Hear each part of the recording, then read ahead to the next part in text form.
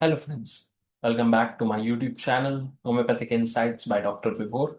Today we'll take up the second part of our video understanding the repertory and we will discuss what is repertorization, what are the needs of repertory, what are the limitations, what are the uses, and so let's begin.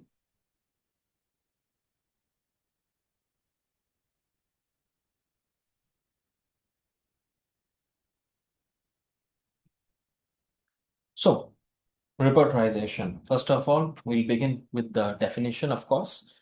The process of repertorization is essentially a logical elimination of apparently similar medicines.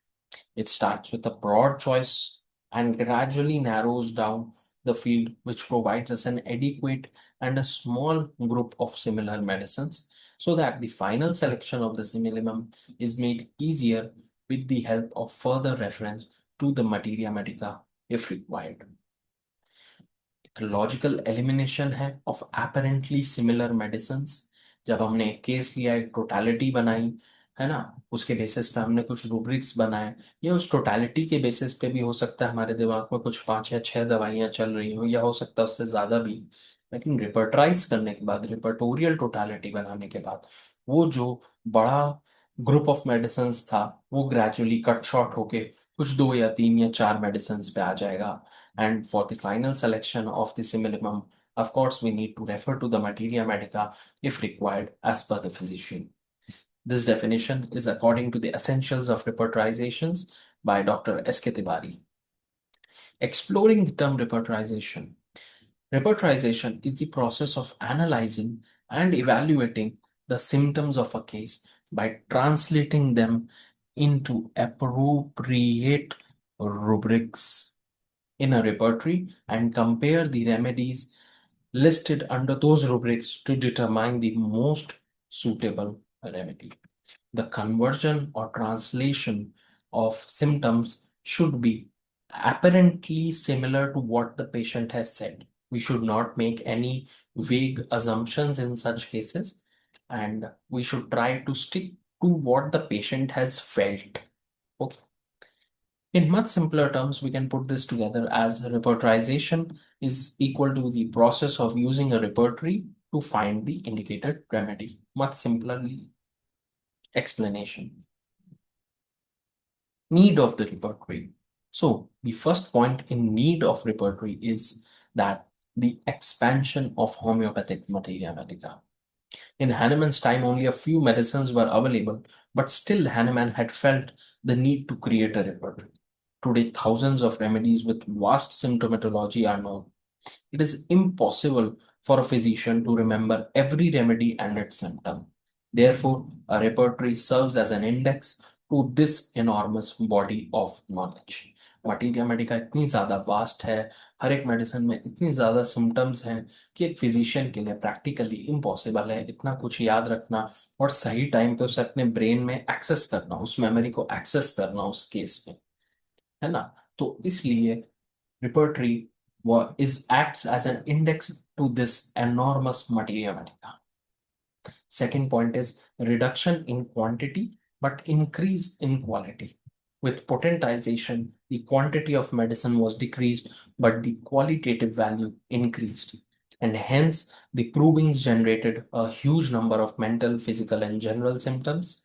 This created difficulty in selecting the simillimum out of the most similar remedies. A repertory helps organize and analyze these symptoms systematically. क्योंकि dynamisation बढ़ा, drug proving में potency power बढ़ी, 30 पे गए लोग, 200 पे गए, stalwarts 1M पे भी प्रूविंग हुई है। तो वहां से जब प्रूविंग में सिम्टम्स हमें मिले, जो कि एक वैरीड सेट ऑफ सिम्टम्स मिले, हमें बहुत सारे मेंटल्स भी मिले, फिजिकल्स भी मिले, जनरल सिम्टम्स भी मिले, तो अब एक मेडिसिन की जो सिम्टोमेटोलॉजी थी वो इंक्रीज हो गई। सो उस इंक्रीज के चलते हमें ऑर्गेनाइजेशन की जरूरत है उन सिम्टम्स की, उनको एनालाइज करने के लिए हमें टाइम की जरूरत है। तो इसलिए advent of repertory helped in both of these things. Saving time and improving accuracy, chronic diseases present numerous symptoms at different levels. The physician must identify the closest correspondence between patient and remedy. Correlating all symptoms of the disease manually from the materia medica is difficult and time consuming. Repertory provides a quick access to remedies relevant to the case. एक patient आया हमारे पास, chronic patient है, बहुत सारे symptoms लेके आया, हमने case लिया, उसका टोटलिटी बनाई। अब हमारे पास एक लिस्ट ऑफ टोटलिटी है, एक लिस्ट ऑफ 10-20 सिम्टम्स हैं, है ना।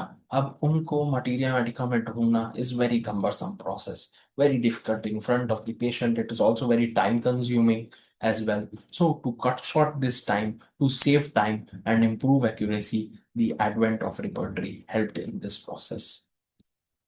An outcome of logical mind, any subject which becomes vast and contains enormous information or facts needs indexing.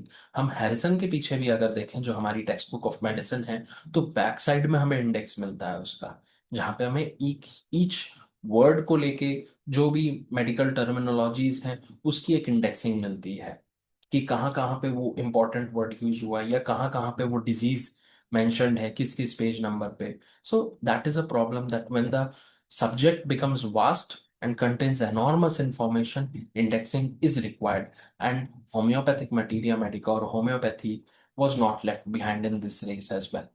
The logic began with first to index the ever enlarging materia medica and then to apply it to find out the simillimum. सबसे पहला logic तो हमने यही लगाया कि इस materia Medica को हम कैसे सिस्टमैटिकली अरेंज करें with the formation of an index. This is one kind of a logic. And the second application of this logic is to find out the simillimum as well. So the first, to index the ever enlarging materia medica and then to apply it to find out the simillimum. The number of remedies and clinical confirmations increases day by day. New provings and new clinical observations add more information. So a repertory accommodates and organizes this ever-growing knowledge. Materia medica publish करना, print करना, बार बार very difficult job. But updated editions of repertory में एक medicine को add कर देना किसी rubric में, that is a much easier job and it solves a bigger purpose.